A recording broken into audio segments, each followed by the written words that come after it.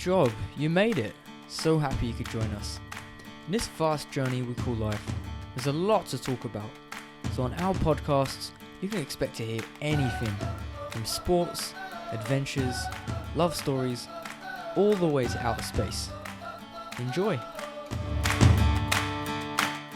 Hey guys, and welcome to the 6th episode of Jack&G's podcast. Jack, who have we got on the podcast today? We've got Aaron today. Aaron, if you want to start by introducing yourself, telling everyone a little bit about you. Yeah. So my name's Aaron. I'm a teaching assistant at Forest Gate Community School. Wait, big up Forest Gate. Oh yeah, big up Forest Gate. Crime capital of the city. Yeah, man. Oh yeah. Is it? I don't know. It probably might be. You never know. I don't know. I thought you were spitting out facts straight from the off. So my background's in psychology. I've studied psychology for 4 years, and basically I want to use psychology to basically help a lot of people in need, because it's a field where there's a massive gap in psychology and mental health, the mental health field, and it's one of those subjects, one of those tools that can be used pretty much anywhere, anywhere you need it. Basically, I just want to make a difference, because you look around, there's a lot of people going about their daily life, doing their odd job and things like that, but they're obviously contributing to society. Yeah. But I want something that actually helps people themselves and helps them make a difference as well. Yeah. On a more personal level, I'm assuming. Exactly. Yeah. Because we've actually spoke about it like in every single podcast we've done, I'm pretty sure. Yeah, there's always an element of mental health that pops up. And we had done a whole podcast on mental health for our, is it the second one? Yeah. So we even spoke to Iola about it and everything, because he was in like an actual setup with West Ham, coming through the academy and everything, and he said that he had access to that, but I think he was sort of few and far between. Not very many people had access. I didn't have access to it. Not many people will, that's the thing. Yeah. So you're working you weren't a semi-pro though, were you? What did you do? Yeah, I was semi-pro at Hashtag. I played semi-pro at quite a few clubs, Chertsey, but I was basically a pro scholar at Crystal Palace up until 18. I was on trial at AFC Wimbledon, went on trials at Stevenage, stuff like that. But everywhere I went, I literally the hussy of football is what I'm probably known as. But they even at all of them clubs, only one, and that was at AFC Wimbledon. But it wasn't sort of everyone got access to it. It was kind of like one person, and if you had a bit of a problem, they went, right, we'll book you in, off you go. Okay, kind of thing. It was really few and far between. Yeah, but it's like if you needed it, sort of thing. Yeah, or if they spotted you needed it. Yeah, exactly. Anyone going through sort of troubles in their like everyday life kind of thing. But that's why I was so interested in having you on, is because I love everything to do with this. Absolutely love it. I've said to Giorgio since we started, he said about you coming on. I was like, yes. Can't wait. I really, really want to talk about it. Here I am, mate. I see you making me sound like a celebrity. Yeah, man. Honestly, it's well anticipated, mate. Honestly, exactly. But funny you say that, actually, because a lot of coaches overlook mental health in kids. So when you've got children coming up in the age, I don't know how old you were when you started. I started basic pro scholar at 16, but I was with Crystal Palace from 12 in the development side, basically just playing showcase matches every Friday, I think it was. But so quite young. Sports psychology only really comes into it when they consider adults. So for kids, sports psychology isn't really being used as much as it is for adults at the moment. Okay. I don't know what that discrepancy is about, but that is actually like a big. Is there anything in place issue for kids at the moment at all, or is it just? I'm sure coaches maybe coach themselves on how to deal with certain issues the kids may be having. You were saying to things me like about your level one. If they level one, it's just how to not be a pedo, isn't it? Yeah, genuinely, that is your level one. It's a 48-hour course. You can do it over a weekend. You can do it spread however you want, really. However, like, loads of subliminal messaging, like "Don't be a nonce." Literally, you're just playing in the background. Don't be a nonce. Don't even need a DBS. No, you don't. That's it. It's just someone going, "Don't be a nonce." You're like, fixed. Yeah. Sorting everyone out. Paedophile? No. Tick the box. And, you're on your way. No, but it's genuinely like, don't take children in your car without their parents there. Don't be alone with a child and everything like that. I spoke to one of my coaches, funnily enough, when I was about 10, because I was talking about doing it back then, and he was like, yeah, you could do your level one, like one. I think you have to be over 16 to do it. But yeah, he was like, once you do it, it's just basically a weekend gone out of your life. Yeah. And then you never have to do it again. Yeah. I was like, oh, what's it doing? He was like, basically, I'm not allowed to take you in my car. And I was like, please don't. That's the highlight of the weekend. Yeah. Mum, Steve drove me back in his car. What did he do? Nothing. But, yeah. Crazy. God, already. But yeah, man. Tangent number Yeah, one. yeah. So yeah, you were saying like I you know told you it was coaches gonna are happen. being. Well, it's, you know, it's the strangest yeah. tangent we've been off on yet, to be fair. Mate, you shouldn't even laugh about it. What were you gonna say? Yeah, I was just gonna say, like, basically, you know, you said things are in place for coaches to know about the mental health for kids, but there's not like sports psychologists in place for youth teams under 16, basically. Yeah. Like the big teams, like Chelsea, teams like that, Fulham maybe, they might have certain things in place. Yeah. Fulham a big team? Well, well, it depends their what you youth look at. team's quite big, isn't Yeah. it? Yeah, their youth teams so they do it categories. So they do a cat 3, 2, and 1. So it all depends on basically the facilities, how good the facilities are. Yeah, so if they're really bad, they're a cat 3. If they're really good, they're a cat 1. Cat 1's your Man City's, Liverpool's, and Tottenham's. Yeah. And then Fulham, I don't know at the moment, but they were cat 2 when I was at Wimbledon. Yeah. Because we actually played in the in the league together. But they had a better setup than Wimbledon. Like they literally share a field together, so it's literally divided by a fence. Oh wow. But their side's much nicer than Wimbledon. Okay, yeah, the posh end. Yeah. Yeah, that's it. They just got chucked down the bottom of the garden, basically. But Fulham's a good setup, to be fair. A good setup to be in. But that's all I know. Yeah. Really, just playing against them once. But Fair enough, man. Yeah. It's pretty cool though. But yeah, what was we talking about? it was talking about Fulham's setup, and basically exactly. only certain clubs have that setup. Yeah, exactly. So in terms of your experience, like you're working with kids at the moment in schools, like what's that like?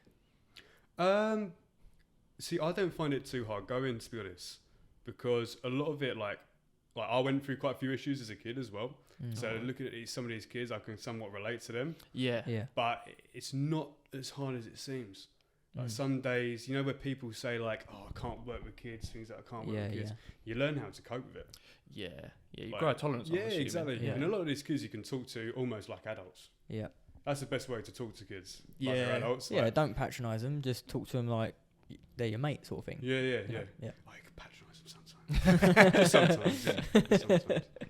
No, but a lot of them have a good sense of humour, and I like to sort of like tease them a little bit. Yeah, but that's what's it. You need You have that's the people you have best relationships with when you're at school. Yeah. As a Like teacher, that where you banter, can yeah. have banter with, and Yeah, it just makes you want to be better in the lesson. You know what I mean? Yeah. Like, Yeah. exactly. Yeah. yeah, Because you almost like treat them like you can sort of let your guard down when you're around your teacher. yeah. You Exactly. don't want to be around a teacher who's like, I don't know, Miss Trunchbull from bloody Matilda or something. Yeah. Comes that's with a it. massive cane or something that's smacking you up. But you don't want that. Definitely don't want that. Disclaimer. FA level 1, FA level 1. That's not me. Pass your DBS, isn't you? Yeah. It's like, I think so. Don't- Just Yeah. survive. Skin Hairline, and yeah.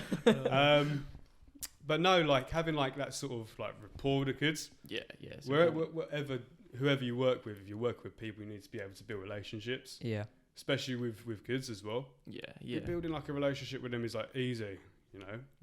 Obviously, if it's suitable, it's got to be a suitable relationship, but Yeah. an appropriate relationship. Yeah, exactly. But, There's yeah. got to be some level of obviously authority there and everything. Yeah, But, of course. Yeah. but like you were saying, like like you could even go to that sort of teacher to open up about certain things. Like I had my Yeah. favourite teacher was Mr. Parker, who's my wood tech teacher, but I didn't really take interest in it until he was my teacher, and then all of a sudden I bloody loved it. Like, and then but so it is really important. I A think. teacher can change your life. Like, I had a teacher from the age of 8 to 10 in primary school, Yeah. and I was really bad at school. Like, I couldn't read or write up until a certain point. Like, I remember this one time, I got a 0 on a 100-mark test, and my teacher just literally grabbed me by the shoulders and looked me in the eyes and went, "What is wrong with you?" And like, so I had after that I had Why is your brain a not bit of a working? wake up call, and I had basically special needs. So they took really? me out of class a couple hours a week, sat with a lady called Mrs. Wilson, and it turns out my attention span was non-existent. So I was looking out the windows, I was just talking to people, making nonsense. Like, I didn't want to listen, and because I fell behind so far, I needed one-to-one because they just couldn't figure out what was wrong with me. But wasn't necessarily anything wrong with me. It was just that I didn't want to hear what the teacher was saying. Oh, Like a so it mental wasn't block. like ADD or nothing like that. No, it was just like I just didn't want to be there, sort of thing. That makes sense. Yeah. So I had a Mrs. Wilson. She was amazing. So like by the time I kind of grasped it and I figured it out, Yeah. I was back in the class and I was sort of like in the middle of the class. So I was like average. Yeah. And then from like 8 till 10, we had this South African teacher called Mr. Bucas. And he was just this massive personality. Like he would tell you stories and just really like the whole class was just engaging. You know, it was like a lot of fun. And I ended up being like, by the end of year 6, when you leave primary school to go into secondary school, I was the top of my class.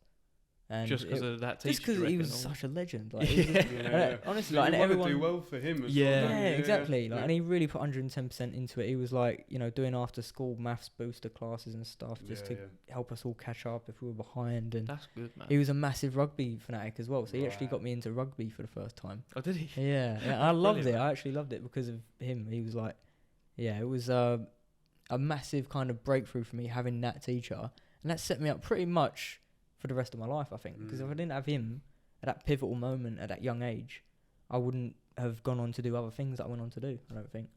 Yeah. Well, yeah. Teacher's a role model. Yeah, That's definitely. it, yeah. It can flip it though, can't it? Yeah. Like, definitely, man. 100%. Yeah. That's it. But it's one of those fields as well where it gets like shunned so much by society. Everyone takes a piss out of teachers because they're easy targets. They are easy to set piss out. And some teachers, oh my god, some jobs worth. So some people I work with, I'm not gonna name names, but some people I work with, I'm like, you shouldn't be saying this on here, mate. they come across this on YouTube, mate. Go on, say names. Go on, say names. No, to be fair, I can even vouch for that because I had, yeah. well, funny enough, your kind of same situation in year 6, I had that in year 10 history. I just took it as sort of, you needed, what's that category where you have to take geography or history? You need humanities or something like that. Humanities lesson. Yeah. I chose history because I couldn't give a shit about erosion. And but I just went and done it because the teacher I had at the time was all right and I kind of liked it. And then it flipped where I just got another teacher and it was Mr. Kenlin and he was brilliant. Honestly, he'll go into like, kind of like what you said, just massive long stories that just made you listen. Like without even you didn't even want to listen, but you ended up listening because it was just such a sick story. It was interesting, yeah. Yeah, even he linked it to like stuff you knew. So like one of them was like where like British soldiers would plant mines down to stop like basically like Germans to fly over and sort of drop down on parachutes and stuff. Wow. And you know Gallows Corner roundabout? Yeah. Oh, he's going to make it relevant. Yeah, he made it relevant out of that, and he was like, they actually that's the place where they put all these bombs down basically to stop them landing. And then that's why it's such a nightmare to go around it. Well, the thing is, there was works on it when I was in year 10, so that's going back 7 years ago. Yeah. There was works to the bridge apparently, but they shut the road off, and he was like, I reckon they're going down and they found the sheet where they hid the bombs, and they've gone, oh shit, there's still fucking loads there, and just chucked them out. And little things like that. But he, I got quite pally with him, and he went, he was like, like teachers, he went, you either love the person that you're working with, you hate them. Yeah. I was like, oh really? And he was like, yeah. He went, there's some snakes who work as teachers. He was like, they just want to, they kind of like they want to get on top over everyone else, and they got like sort of a. But I don't know how it is at your school. I don't know if that's.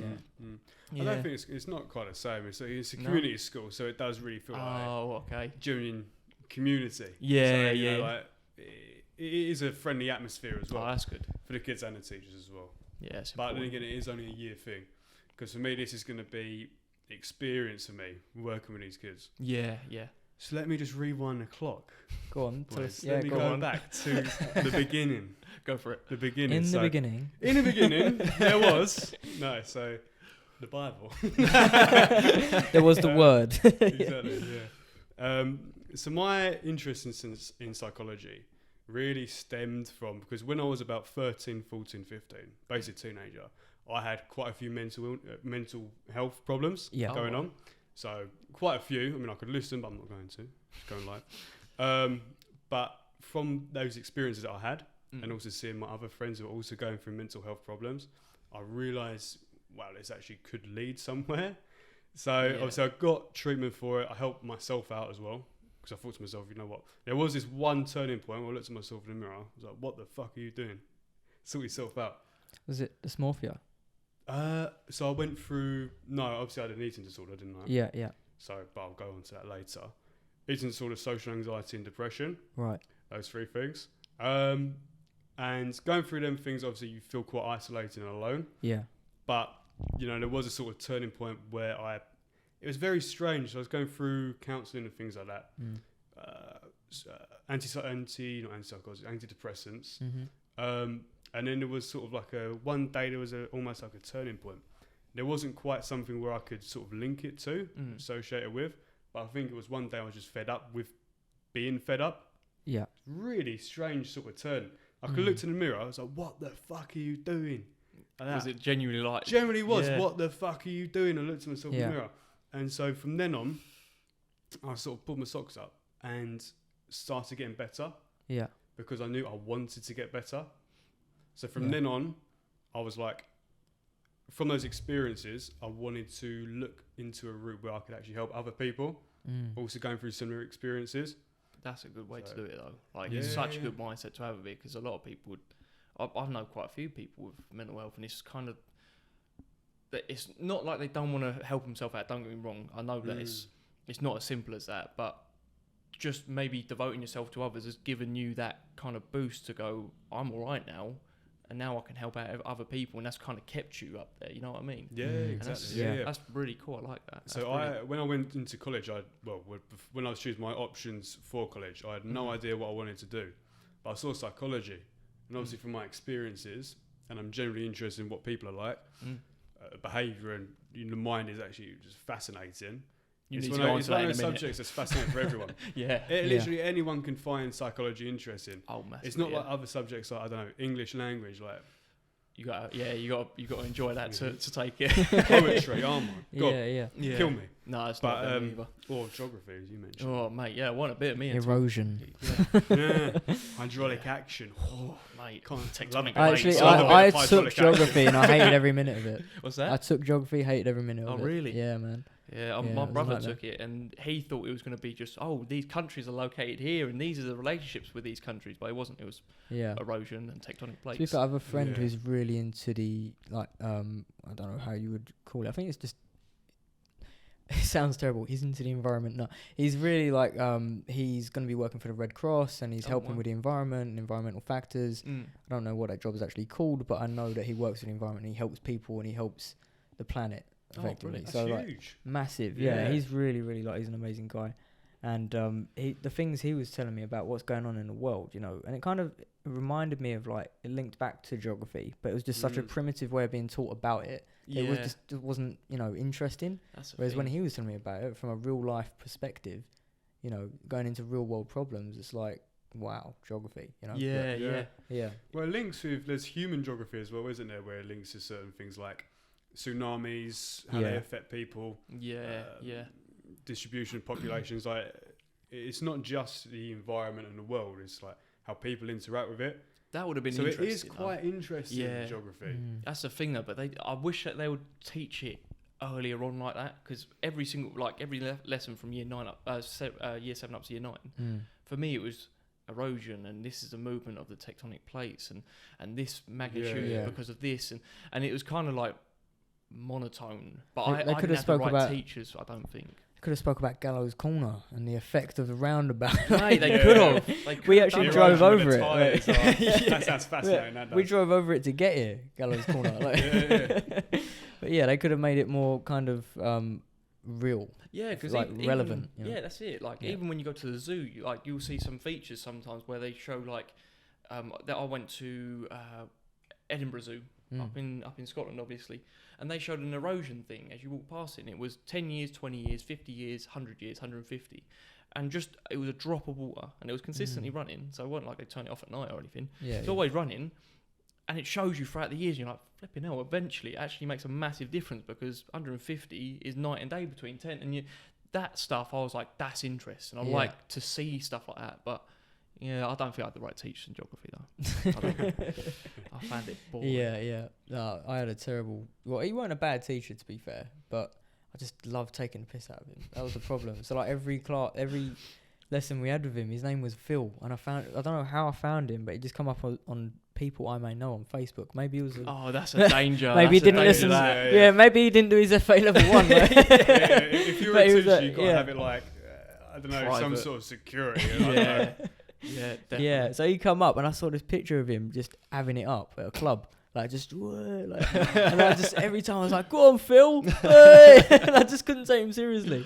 No, you can't. That's the thing. We found a Facebook of one of the teachers. So she came over for like a week because she was trialing out our school. I think I spoke to you about this before. Our school in Britain's, I think it was. Yeah, well, so Right. we You actually went to. Prince, did you? No, I he went to went Bauer. to Bauer. I went to Yeah. Bauer, yeah, where we got chucked their school's bad kids, Yeah. and we chucked our school's back, Yeah. literally back So and like, forth. if one of our kids got expelled, they'd end up at Bauer, and Bauer boys or girls would end up at Britain's, where my school was. Yeah. That's really Yeah. funny. And I didn't even know you went Bauer Park until I was like, oh, you went to the bad school. Eh? Yeah, but I said it back to him. I was like, "Oh yeah, you went to the one that we were Yeah, scared of." Like they told us there was bars and windows, and he was like, "What?"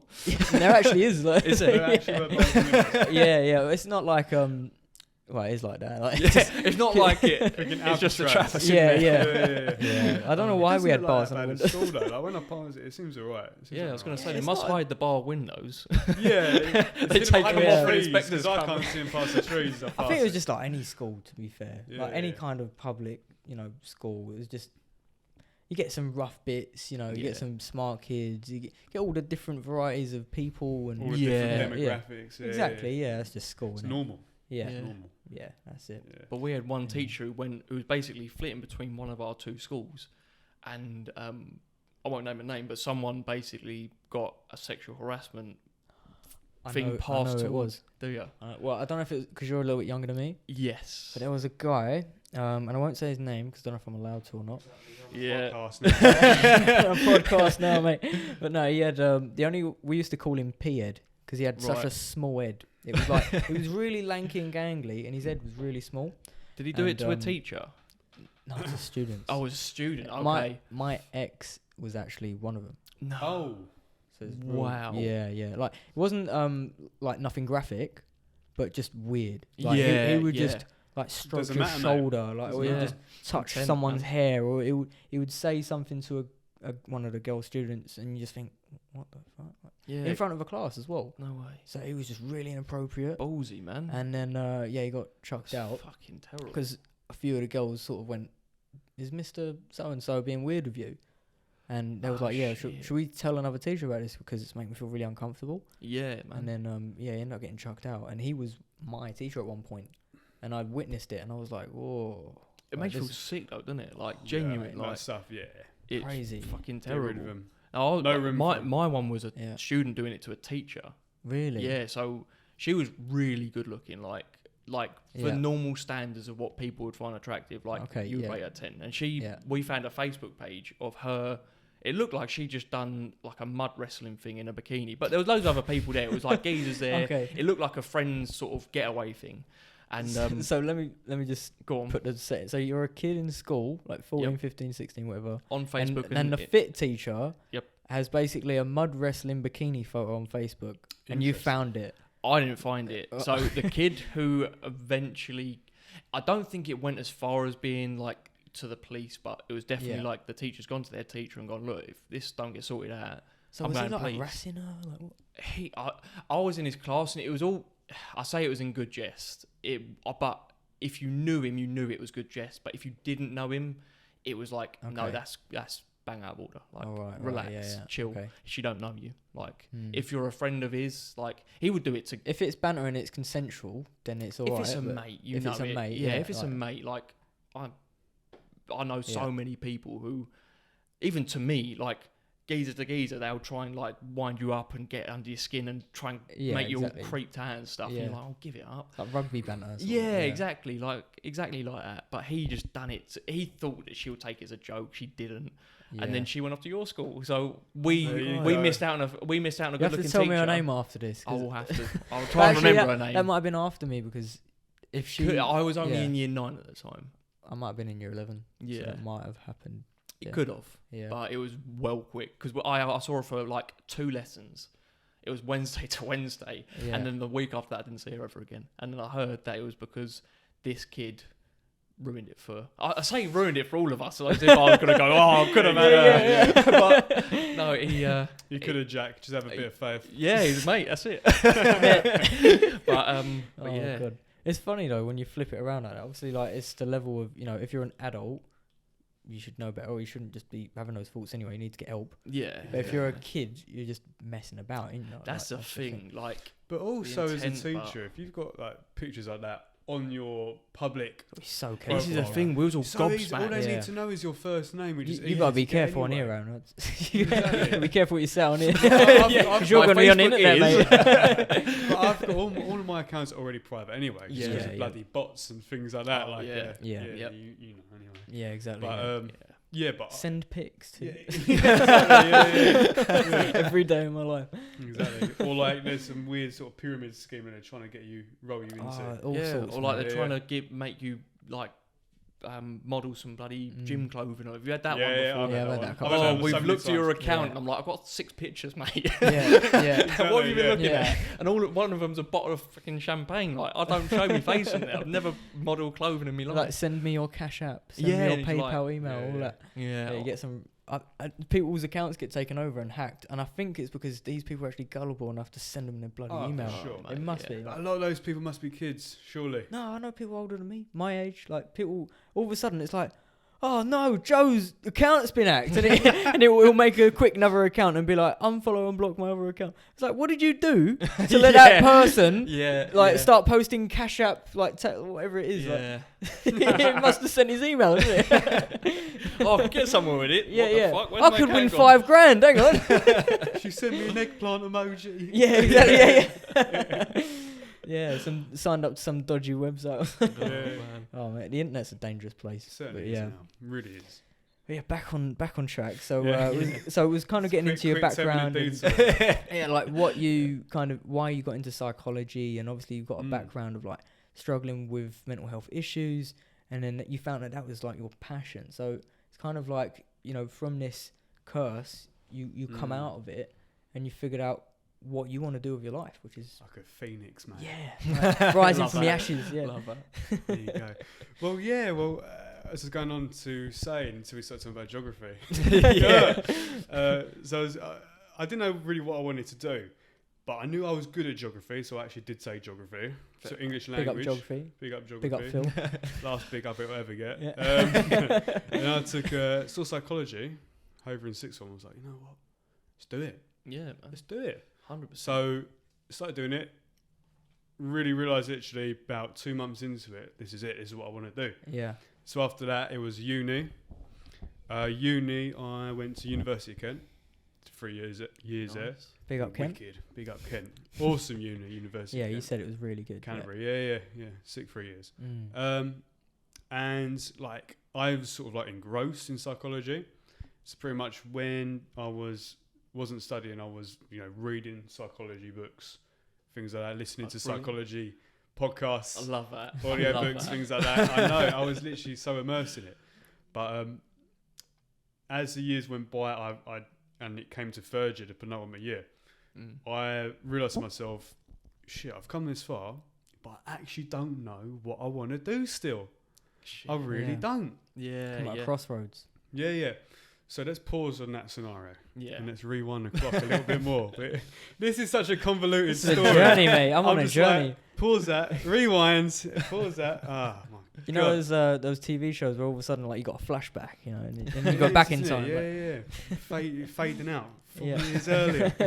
Anyway, yeah, about 4 years earlier. I'm being serious. 4 or 5 Yeah. years earlier was when I started getting into fitness. Right. So I started when I was maybe 15. At first, I had no idea what I was doing, and that's because of that. That's when I developed an eating disorder because I literally had no idea what I was doing. So I We've thought spoken about this before as well. the way my mind's because I wasn't mature enough. 15 years old, you're not mature enough to handle that sort of stuff without help. Nah. And I was doing it by definitely myself. So I had no coach, nothing like that. I was just using sort of YouTube Yeah. not. Yeah. as a guide to how to get muscular. That was my aim. How did that go? Fucking awful. Yeah, I was going to Catastrophic. say because only until recently, and you got to do some delving into it and sort of a bit of look. Got to do your research. Well, not even just to see the right things, but to listen to the right people. Like, there's so many people, kind of like you when I was younger, where it didn't get as bad for me in an eating disorder kind of way, because I think it's just because I didn't put a label on it. But I think if someone looked at me back then, I've got pictures of myself on holiday when I was 18 in Crete, and I looked ill. But I was training like a motherfucker. Like, honestly, 2 hours a day in the gym at least. And I was still going football of an evening. I was killing myself, man.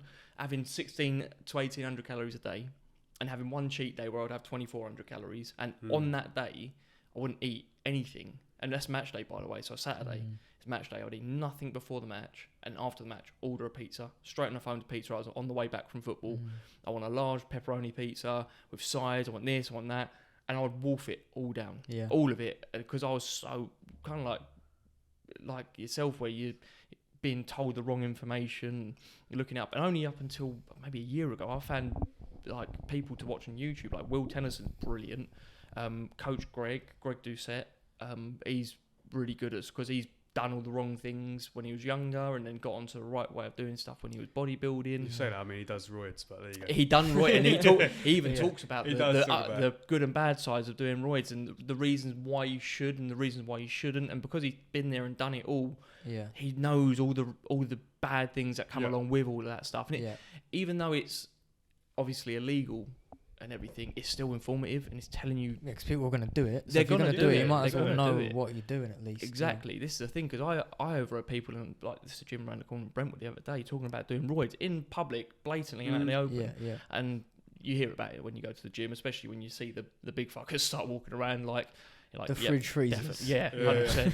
Fridge freezers on stilts. People think you're on steroids, but you never touched them, have you? People have asked me before whether I'm on steroids or whether I've ever touched steroids. I think you never have. Yeah, obviously you got the build. Like, I can see why people ask it, but there's telltale signs. I look big, but I used to be really fucking skinny. Did you? So let's roll back the clock.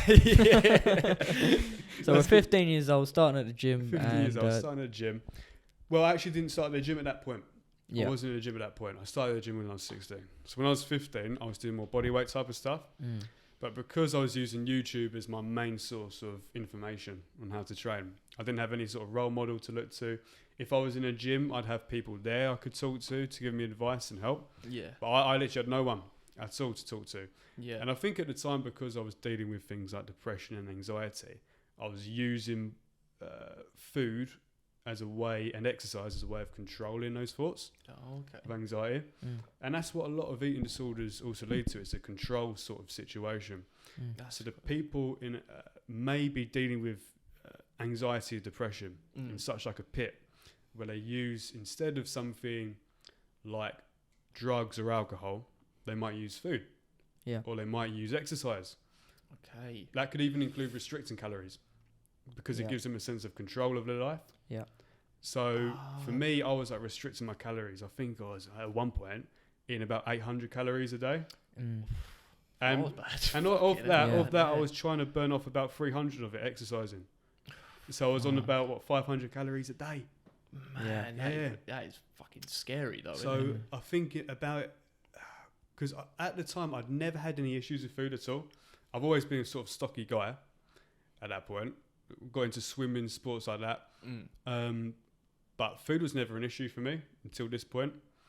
I mean, better than doing freaking some of what other kids are doing, bloody weed, God knows what else. Because I know some kids were drinking bloody whiskey. Mate, I knew a lot of people doing a lot worse by the age of 14. Exactly. Yeah. So, fucking over the park. Yeah, that's a thing. All-nighters. True. I know quite a few people that were on like class A's by the age of 14, and you're like, fucking hell. Where did they get it from? It's got to be parents, surely. I knew a lot of people like who hung around with, stuff, who hung around with fellas who were affiliated with like gangs basically, and just out and about, they do a bit of, I don't know, fucking care. I don't know what they fucking do. But then they're like, try a bit of this. On a train the other week, actually. There was a couple of boys on the train. I was coming back from London on a C2C. These boys were on like 14, 15. I was talking about, all of that, and I was just like, oh, mate, like... Yeah, fucking... and you don't know... Wasting their lives. Yeah, you don't know what damage it does, because... This is what I wanted to ask you, because I've actually got so many questions about it all, because my brother's kind of going down the same route I did. I don't think as severe as yours, Right. with calorie wise, but he's like 6'2". He could be a fucking unit. Like, he has the build for it, but he was on like 1,600 calories, working out 3 hours a day because he was off school, and he went from probably 83 kilogram down to like 67 at one point. That's like, a big drop. Wow. within 3 months. Yeah. Which is even fucking scarier thought, because then obviously you think about like skin is loose and everything, and that could be a surgery at the end of the day. Was it though? It wasn't, luckily, because he's so young. Quite young, yeah. Yeah, because he's so young. He's lucky. Skin's quite elastic, isn't it? Exactly. Yeah. So he Well, had. would you say he had that weight to lose, or would you say he Nah. lost muscle and He was 13 going on 14 at the time. So Really? Right. yeah. So Yeah. it was, and I Right. think the problem of it started from him seeing me train and diet, but he didn't see the stuff in the background. And this is what I was just about to say. With, you don't get told maintenance calories. Yeah. So your body like burns calories anyway. Just you laying still, just Yeah. being alive, it burns calories. But not many people know. Or I say many people. You don't get told that information growing up. And that's the scary part of it, and that's kind of relates to your issue when you was younger with only having 800 calories. But if someone said, no, look, you're burning 1,600 just being alive, Yeah. Exactly. so you Yeah. you could up that 1,600, otherwise you're going to just waste away and you'll get Yeah. ill and problems. I And had to do courses to learn that. that's Just to that's the know thing, that you that's have a basal scary. metabolic rate, which Yeah. is, even if you were to sleep all day, you would burn this much. Yeah. Yeah. And that's scary. But my question is, off on that long tangent, is what advice would you give to someone handling that? So not necessarily the child, but the parents, the brothers, the friends who are seeing this firsthand. Because I've tried it myself and I've gone, no, look, you're doing it wrong. But I might be having the wrong approach. I might be saying the complete wrong thing to him, saying, you're not doing it right. And that's making him worse because he's looking for that control that you just spoke about. And that's why it hit me when you said it. I was like, bloody hell, it was. When I was doing it, it was like football was nuts, work was nuts. I was rushing to go on holiday looking good, and I had no other form of control in my life other than me working out and me eating calories. Like that. Second you said it, it was like, fucking hell, that is such a mental thing to think about. I never even put the two together. Yeah. You don't know. That's the thing. I think a lot of kids do at some point deal with some sort of eating issues, whether they know it or not. Yeah. And then as they get older, they might overlook it. They might not. They might look at it. It's just normal. It's just me. Exactly. Well, eating disorders don't get talked about. No, they don't. So things that don't get talked about are pushed to one side. Yeah. Or 'Cause just you no one worked- understands them. You was working for a charity for. Can Yeah, you I tell still me about work for them at the moment. Yeah, Cool. yeah. Yeah. Yeah, so I work for a charity called Beat, Yeah. which is the UK's leading eating disorder charity. Oh, Yeah. right. I only do voluntary stuff, but Yeah. basically it's like a helpline sort of situation. So I have people who are dealing with eating disorders, or their parents or carers, Yeah. or boyfriends, girlfriends that's come to the helpline to look for information or support. Mm. So I deal with some like serious situations. I have sometimes you have disclaimer warning. Sometimes you have people with eating disorders who are suicidal, Yeah. talking about self-harm, things like that. Yeah. And you've basically got to reassure them, make sure they're safe. And I've got quite a good knowledge of eating disorders, having been through one, as well as going through this training, because you have to do training for this, Yeah. and also learning about it in psychology. Yeah. That's because I've been through it. That was always been like a topic I'm generally really interested in, just because it's something that's not talked about. Yeah. Yeah. And I've had girlfriends before who've had eating disorders. I've had friends before that have had eating disorders. They've talked about it, but it's only because I've talked to them about it. They don't talk about it from their own first hand, initiative. straight to Yeah. Only because I initiate the conversation. So this is like a huge problem in society, where not just with eating disorders, just with any sort of mental health illness. Yeah. We talk about depression and anxiety. What else? Yeah. There's so much What else more. do we talk about? Yeah. Yeah. There's the point. bipolar, schizophrenia, loads of identity disorders, borderline personality disorder, loads of different things. Yeah. And we literally only talk about two. Yeah. You know what? Depression and anxiety. That's nuts as well, because that is such a prevalent thing. Like, I've got that in my family as well. I've got an uncle who suffers with mental illness with schizophrenia, Yeah. and it's scary. It's really scary. But don't talk about that at the moment because it's not. I think it's because maybe I'm not dealing with it firsthand, but yeah, I think you're right. Like, there's loads of stuff out there, but you only talk about the ones that. Well, it sounds bad saying it, but at the moment there is a lot of hype around it, and there should be. Don't get me wrong, there definitely should be, but there's not much hype around the others, around bringing it to everyone's attention about raising the problems about early signs of schizophrenia, which it went on with my uncle a bit too long, to be fair, and it might have helped him out if he got it addressed a bit younger, but he's late mid-50s now, so Well, I believe it starts with the education system. So if you somehow could integrate talking about mental illnesses, different types of mental illnesses, into the education system in some way or another, that's how it starts. So it's got to be a long-term solution, not a short-term solution. Because a short-term solution would just be pumping these people full of antipsychotics or other sort of medication, not actually addressing the issue, which is a lack of education. Because everything from wars to shitty politicians, which we've got plenty of, to, I don't know, droughts and famines, these stuff, even droughts and famines, can be prevented to a certain extent through education. Definitely. Yeah. Everything can. Get at the root cause, get at grassroots, and you can solve the problem or prevent it from even happening. But the problem is that we're thinking, well, obviously we have a problem and we have to solve it now. And how do you do that? Probably the easiest way, like you said, prescribe antipsychotics or whatever the medication is for that specific illness. But yeah, we do need more work on the ground where it comes to schools, and that's pretty much what you're doing, isn't it? Like, to a certain degree. Obviously, I don't know what you're allowed to. You've obviously got a curriculum and you have to go through that, but you'll still add that personal touch because of your personal experience and help kids. Exactly. Well, you need to keep a sort of like a appropriate relationship. So I'm not going to disclose to these kids that I've had like mental health issues before. You know, you've got to keep that sort of but you just through knowing in yourself, you can pass on that wisdom.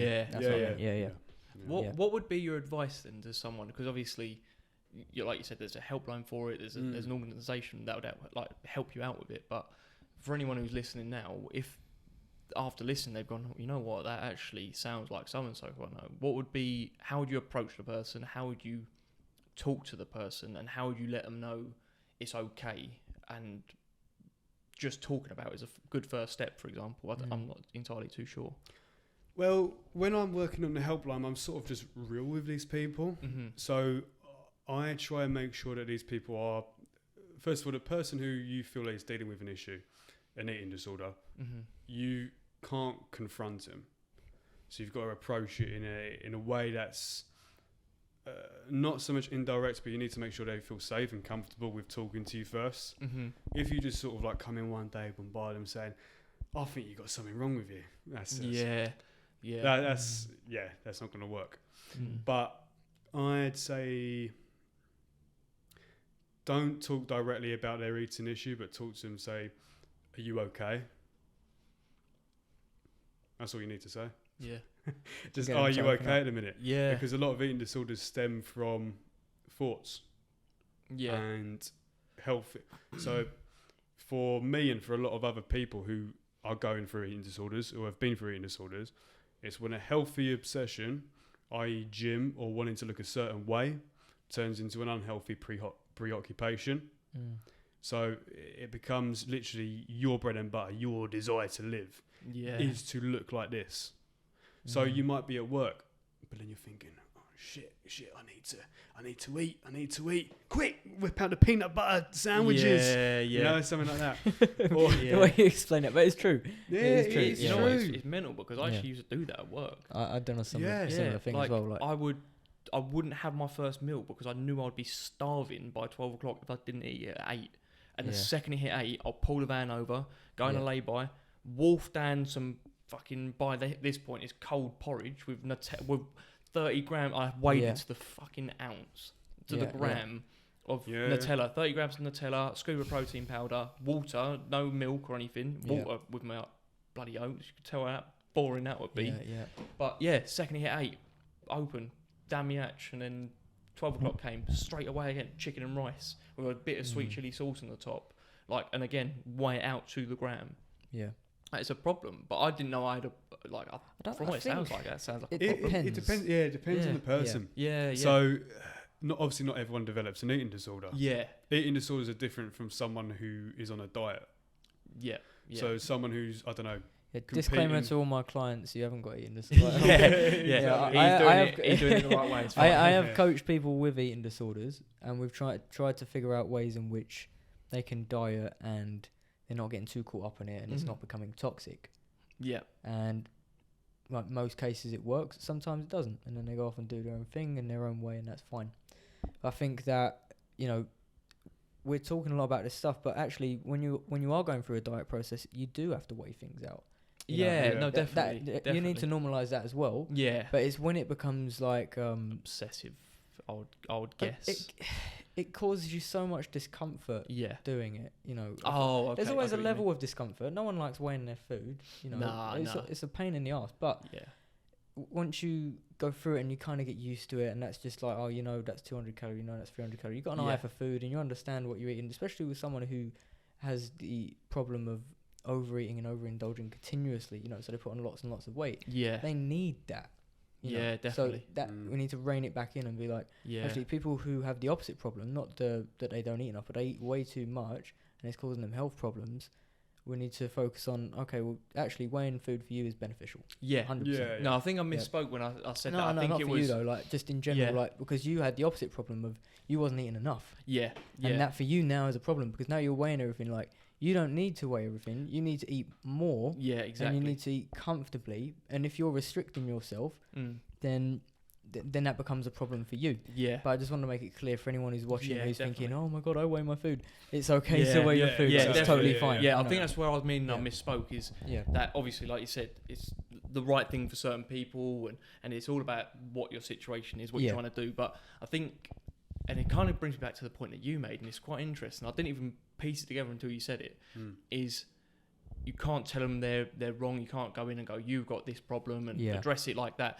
The only reason why I came out of it the other side, because I went away thinking I looked great in my pictures when I went off to Greece and everything like that, and only when I started doing my PT badges, and I realised I was doing it all wrong, and I was like, oh shit, Yeah. I'm well off. Like Yeah. I could be looking so much better if I just eat the right amount of foods, and you don't piece it together. And I think maybe that's not that I might not have developed anything. I might have. I'm not too sure, but maybe I didn't because I figured it out, and then it felt like I was in control of another situation. You know what I mean? Like, Yeah. Yeah. and it's all situation based, and It is because Yeah. 100%. no individual's the same.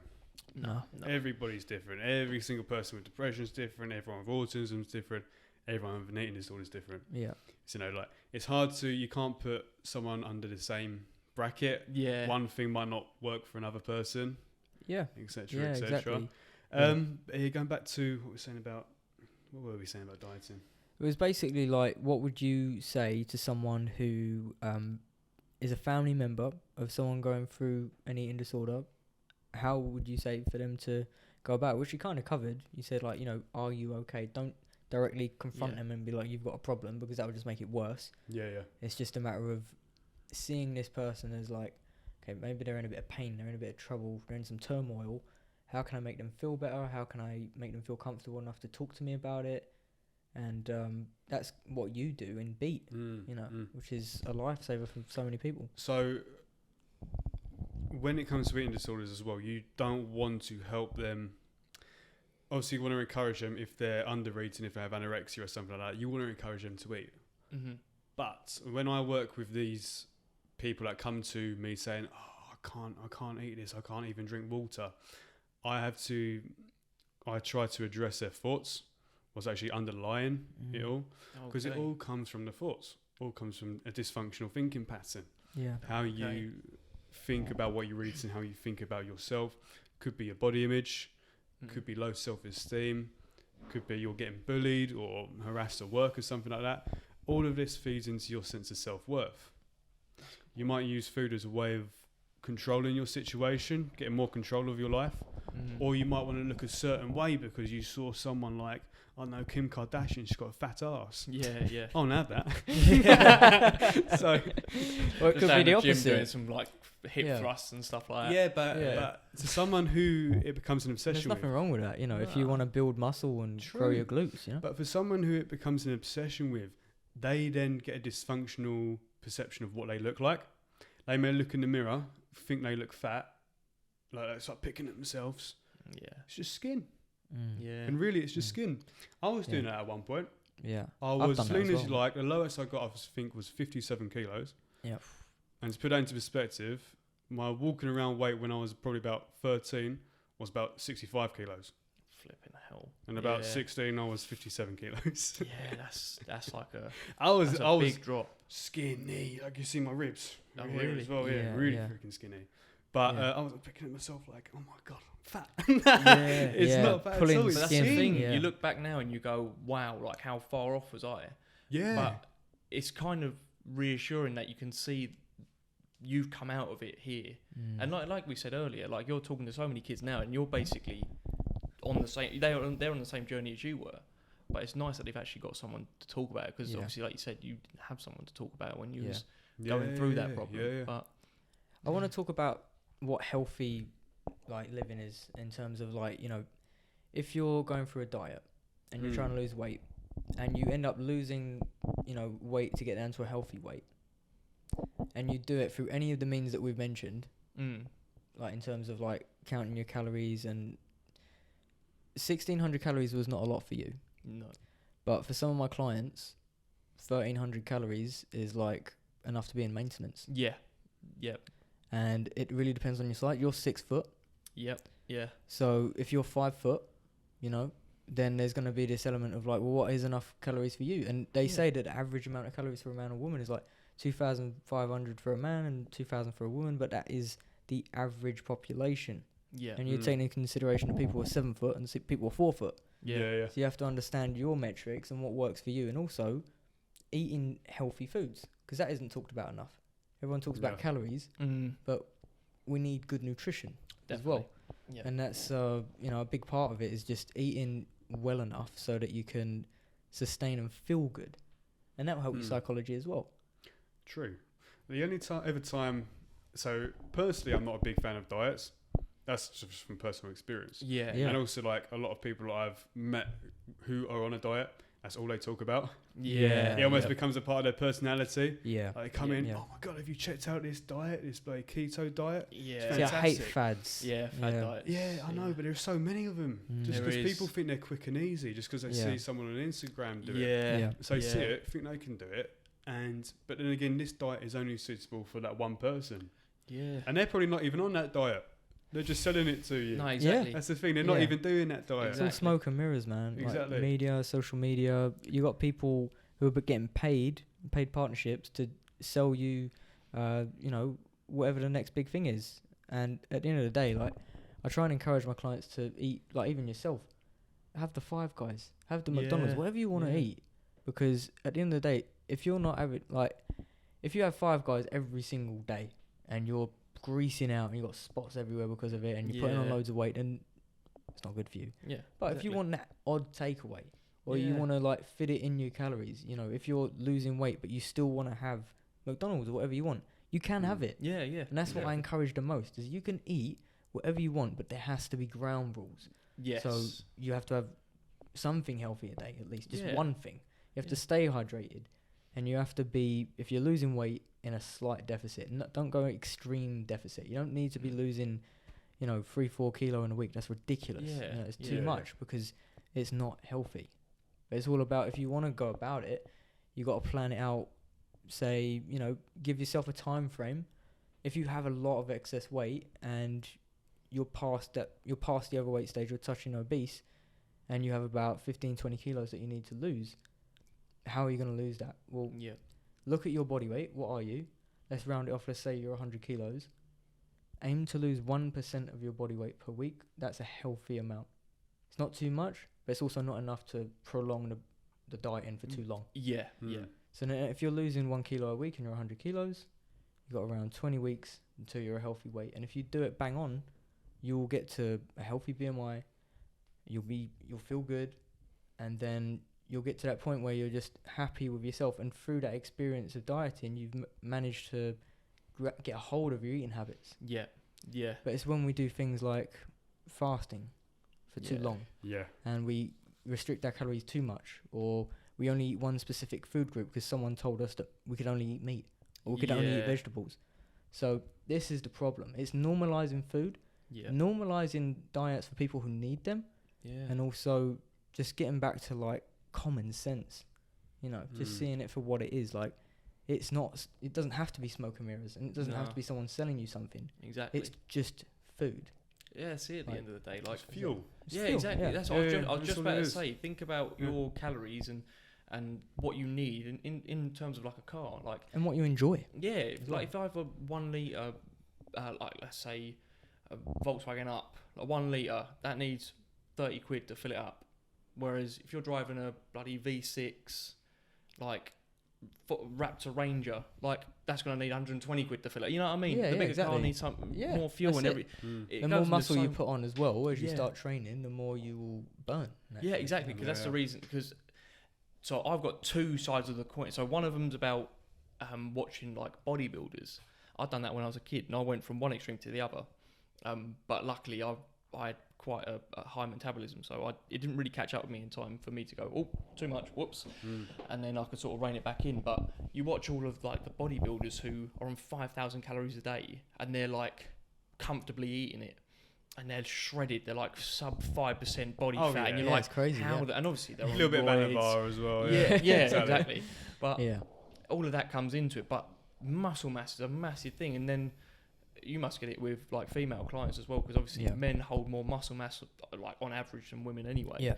And like I'll have talks with Chelsea sometimes, but she's like, you just eat, and you just don't ever seem to get stop full. Eating, Jack. Yeah, genuinely. Like, it's caught up to me now, but it's where she will go like, you just don't seem to put on any weight. I'm like, because I know what my body can handle, because I've done it for so long. I've made so many mistakes.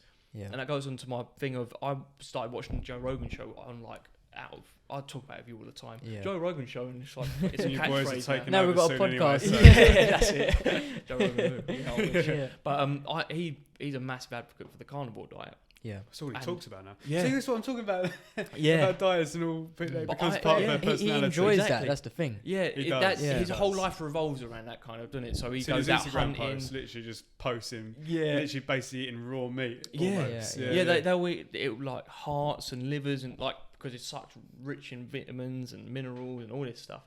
But I tried the carnivore diet for about 2 weeks, and like they normally go, oh, it's really good for like men with high testosterone. Yeah. I've had tests where I had high testosterone, but it fucked me up. Like my belly I was in agony every day. That's the agony, thing. And like it just didn't sit, and it's just.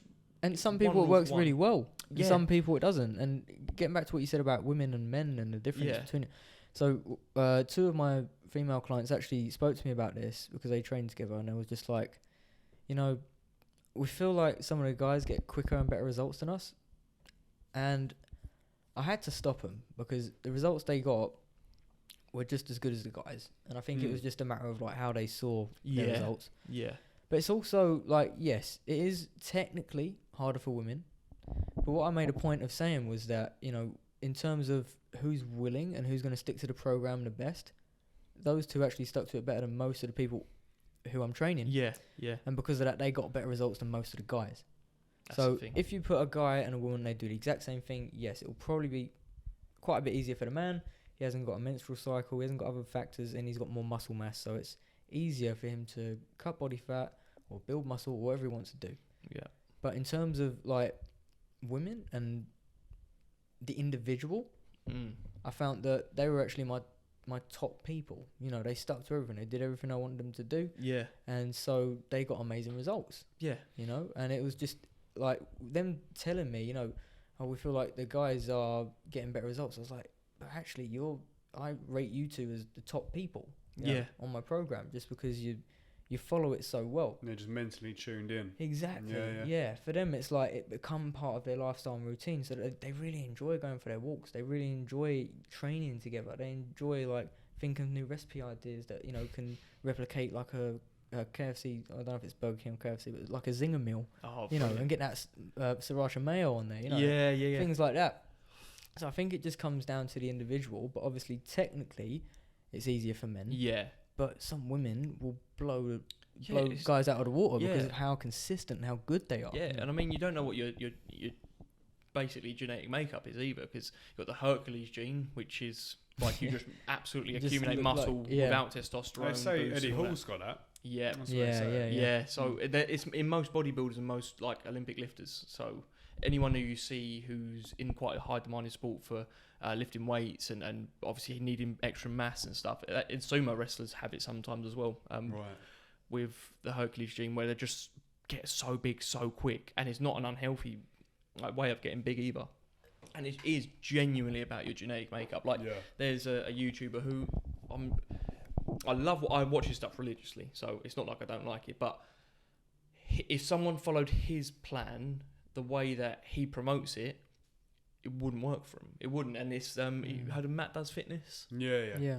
Brilliant watch. I couldn't recommend it more. But if someone was to go and just watch one episode on a random day, and they saw what the geezer ate, he has McDonald's for breakfast and then goes to Krispy Kremes and Wolf's End and then goes home and has a bowl of cereal, and he looks sick, and you're like, don't get me wrong, there could be other like things coming into play with it. I'm not too sure, but he's got to be on something. He's got to be, or he's got the most ridiculous lottery-winning genetic makeup you've ever seen in your life. Like, or he ridiculous. trains ridiculously hard. Yeah, or he's just been training for so That's long. exactly it. You see what he looks like, but he looks like it year round, and his diet, from what he eats, does not look perfect. No, he don't. He does a 10k like eating challenge more times than I do. I eat over 3,000 calories like a week, and like, I mean, I've seen him do it like sometimes twice in 2 weeks, or he'll do a 10k eating challenge, and you're like, fucking hell, how the fuck do you look like that?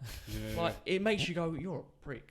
But it's an interesting watch. But if someone was to just go off of that basis of, I'm going to copy this fella, I'm going to train like he does, and if he don't even really train overweight.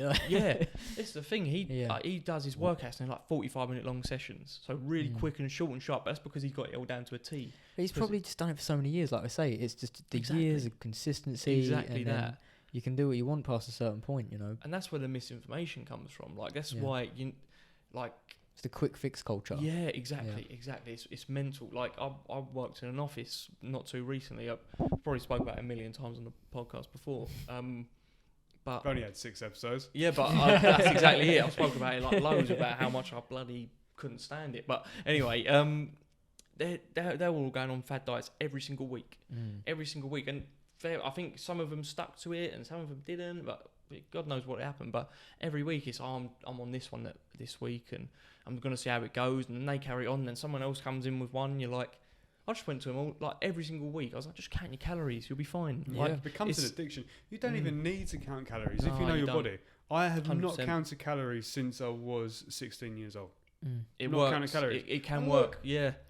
Look at me. That's the thing. No, I'm not trying to be braggy. No, but that's the thing. 100%. Like, you can do that, and that's because you understand your body, you understand how much you need to eat. Exactly, and it's just gathering that understanding. And I think initially when someone has no understanding, counting calories can help massively. Some people it doesn't, but for a lot of people it can. And I think that once you've got that understanding, then you like, I try to wean my clients off gradually. Yeah, so they need to, really. Yeah. Because you can't let calorie counting literally control your every single life. Nah, exactly that. It shouldn't be something that you have to worry about. Yeah. You should go on your daily life, just eat food. Yeah, make your normal meals. You shouldn't have to be counting. Some people love it though. Some people, like, I've heard 2 people like who didn't know each other say it was like Monzo for food.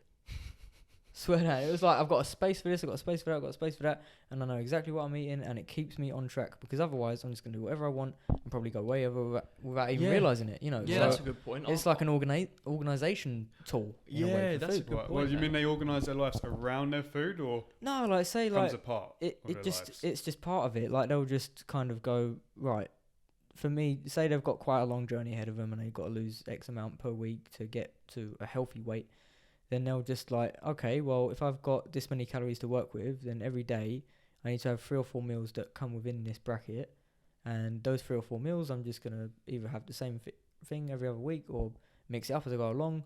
But it's a way of accounting, if that makes sense. Yeah. It helps with the organisation of like, if they were to just sit there and just eat whatever they want, however they want, That's me. they're just gonna eat 2,000-3,000 calories, and that's not gonna help them get out of the predicament that they're in. That they've got too much excess body fat. So because they've got this Monzo for food, they've got like this organisational tool where they can go, right, well, if I have this, and that, I'll stay within my calories. That will keep me full for so long. Then I'll have my next meal, and I'm happy, content, and I can mix up the meals however I like. I can eat whatever I want, as long as I have it within that space. Yeah, that's exactly it. Like, I used to be exactly the same. Where I was a minging kid. Like, disclaimer, I was like me. I'll go to a cupboard, jar of Nutella, and just fucking wolf it with a spoon. Like, I was a absolute minging kid. man. Yeah, disgusting. I look back at me, and I'm like, oh. If I was to watch that, I'd probably be like making snort noises or something. Not fucking eating it all. Yeah. Your mum's like, where's the fucking Nutella? Oh, mate, no, you're dead on. I'm not even joking. No fucking lie. It would be, fuck's sake, Jack, I need fucking Nutella for everyone's lunches today. And I'd be like up in bed hiding under my blanket. Like, oh shit, I'm about to get told off. Like, that was me at like 13, 14. So every day after school, I used to have a big pack of Doritos and go chicken shop and get whatever from the chicken shop, and I'd have a Red Bull. Jesus. Yeah, man. That £5 went far. My dad used to give me £5 a day. It went far, man. I could do what I want with £5. I had an addiction to cheese strings at one point. Did you? Literally, I didn't even peel them. I used to go freaking nom them down. You can't do that online anymore. You can't eat stuff like that online. You got to eat it from the side. Otherwise, you get some fucking memes on you. Can't have a banana normally. No, break it. No, you got to. No, you got to eat it from the side, skin on and everything. Yeah. That's a rule online. You got to eat bananas with the skin on. Really? Let's make that. So are we doing that? Yeah. Like a corn on the cob. Me and Aaron had McDonald's on the way here. Yeah, but this is a thing. You can. There's no bad thing about it. Yeah, exactly. Yeah. We know our bodies. That's it. We don't have to worry about that. That's it. I'd love to sort of. Yeah, you know, I wish that we could see it if someone did come away from it and go, oh, you know what, that actually makes a bit of sense. I might try and change this. I might even go and seek some help. I might call Giorgio to help me out. I might call like this organisation to help talk me through the problem. Like, because I really do hope, because this is one of the main reasons I wanted to start the podcast in the beginning, is talk about stuff like this, because it's not... Bring awareness. Yeah, you know, it's and not everyone's so spoken varied enough about, man. It's really not.